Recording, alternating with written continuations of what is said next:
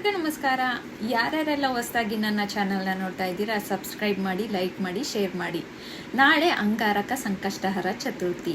ನಾಳೆ ಏನು ವಿಶೇಷವಾದ ಅಂಗಾರಕ ಸಂಕಷ್ಟಹರ ಚತುರ್ಥಿ ಅಂದರೆ, ಪ್ರತಿ ತಿಂಗಳು ಕೂಡ ನಾವು ಸಂಕಷ್ಟಹರ ಚತುರ್ಥಿಯನ್ನು ಆಚರಣೆ ಮಾಡ್ತಾ ಬರ್ತಾ ಇರ್ತೀವಿ. ನಮ್ಮ ಕಷ್ಟಗಳನ್ನೆಲ್ಲ ನಿವಾರಣೆ ಮಾಡ್ತಾ ಬರ್ತಾ ಇರ್ತೀವಿ. ಆದರೆ ನಾಳೆ ಒಂದು ವಿಶೇಷವಾದ ಅಂಗಾರಕ ಚತುರ್ಥಿ ಅಂತ ಅಂದರೆ, ಮಂಗಳವಾರ ಸಂಕಷ್ಟಹರ ಚತುರ್ಥಿ ಬಂದಿರೋದ್ರಿಂದ ಅದನ್ನು ವಿಶೇಷವಾಗಿ ಅಂಗಾರಕ ಸಂಕಷ್ಟಹರ ಚತುರ್ಥಿ ಅಂತ ಕರಿತೀವಿ. ಏನು ಇಡೀ ತಿಂಗಳು ವರ್ಷದವರೆಗೂ ಮಾಡಿದ ಫಲ ಈ ಒಂದು ತಿಂಗಳಲ್ಲಿ ಮಾಡಿದ್ರೆ ಆ ಫಲ ಎಲ್ಲ ಒಂದೇ ದಿನದಲ್ಲಿ ಸಿಗುತ್ತೆ ಅಂತ ಹೇಳೋದ್ರಿಂದ ನಾವು ಇದನ್ನ ವಿಶೇಷವಾಗಿ ಪೂಜೆ ಮಾಡೋವಂಥದ್ದು ಅಂಗಾರಕ ಚತುರ್ಥಿ ಅಂತಾನೆ ಹೇಳ್ತೀವಿ.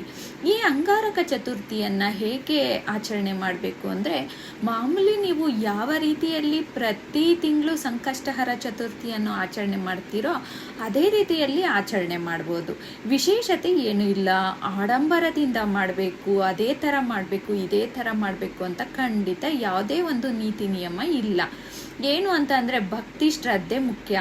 ನಿಮ್ಮ ಮನೆಯಲ್ಲಿ ಯಾವುದಾದ್ರೂ ಒಂದು ಫೋಟೋ ಅಥವಾ ಮೂರ್ತಿ ಇದ್ರೂ ಪರವಾಗಿಲ್ಲ, ಈ ಒಂದು ಅಂಗಾರಕ ಸಂಕಷ್ಟಹರ ಚತುರ್ಥಿ ದಿನ ನೀವು ವಿಶೇಷವಾಗಿ ಉಪವಾಸವನ್ನು ಮಾಡಿ ಸಂಕಷ್ಟಹರ ಚತುರ್ಥಿ ಮಾಡಿದ್ದಲ್ಲಿ ನಿಮ್ಮ ಎಲ್ಲ ಸಮಸ್ಯೆನೂ ಕೂಡ ನಿವಾರಣೆ ಆಗುತ್ತದೆ ಅಂತಲೇ ಹೇಳ್ಬೋದು.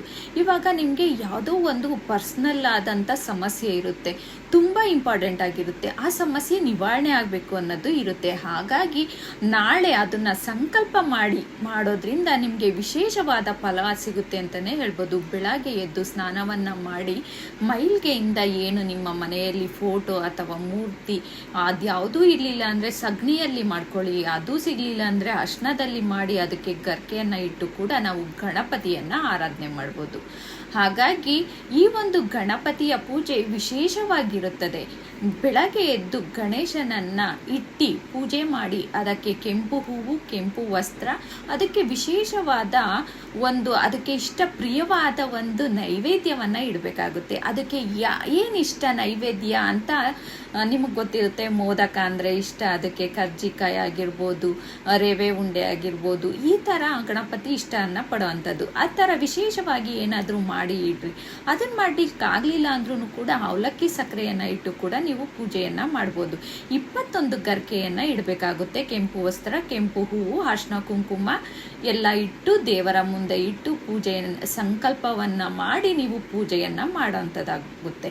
ನಂತರದಲ್ಲಿ ಏನು ಉಪವಾಸ ಇದ್ರೆ ನೀವು ಹಾಲು, ನೀರು ಅಥವಾ ಹಣ್ಣನ್ನು ಸೇವನೆ ಮಾಡ್ಬೋದು.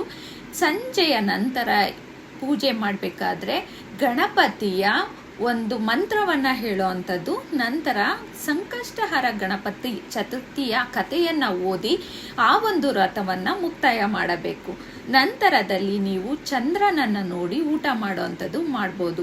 ಚಂದ್ರ ಕಾಣಲಿಲ್ಲ ಅಂತ ಒಂದು ವೇಳೆಯಲ್ಲಿ ನೀವು ಒಂದು ಈಶ್ವರನ ಫೋಟೋ ಇದ್ದರೆ ಮನೆಯಲ್ಲಿ, ಯಾವುದೇ ರೀತಿಯ ಫೋಟೋ ಇದ್ದರೆ ಈಶ್ವರನ ತಲೆ ಮೇಲೆ ಚಂದ್ರ ಇರ್ತಾನೆ, ಅದನ್ನು ಕೂಡ ನೋಡಿ ನೀವು ಉಪವಾಸವನ್ನು ಬಿಟ್ಟು ಊಟವನ್ನು ಮಾಡ್ಬೋದು. ಈ ರೀತಿ ಸಿಂಪಲ್ ಆಗಿ ನಾವು ಮಾಡೋದ್ರಿಂದನೂ ಕೂಡ ಯಾವುದೇ ರೀತಿಯ ಸಮಸ್ಯೆಯನ್ನು ಕೂಡ ವಿಘ್ನ ವಿನಾಶಕ ಆದ ಗಣಪತಿ ಈ ಸಮಸ್ಯೆಯೆಲ್ಲ ನಿವಾರಣೆ ಮಾಡ್ತಾನೆ. ಹಾಗಾಗಿ ನಾಳೆ ಒಂದು ವಿಶೇಷವಾದ ದಿನ ಅಂತಲೇ ಹೇಳ್ಬೋದು, ಅಂಗಾರಕ ಚತುರ್ಥಿ. ಹಾಗಾಗಿ ಎಲ್ಲರೂ ಕೂಡ ಏನೇ ಸಮಸ್ಯೆ ಇದ್ರೂ ಕೂಡ ನಾಳೆ ಸಂಕಲ್ಪ ಮಾಡಿ ಒಂದು ದಿನ ಉಪವಾಸ ಮಾಡಿ ಪೂಜೆಯನ್ನು ಮಾಡಿ ವ್ರತವನ್ನು ಮಾಡಿ ವಿಶೇಷವಾದ ಫಲವನ್ನು ನೀವು ಪಡಿಬೋದು. ಈ ಒಂದು ವಿಡಿಯೋ ಇಷ್ಟ ಆಗಿದ್ರೆ ಲೈಕ್ ಮಾಡಿ, ಶೇರ್ ಮಾಡಿ. Thank you.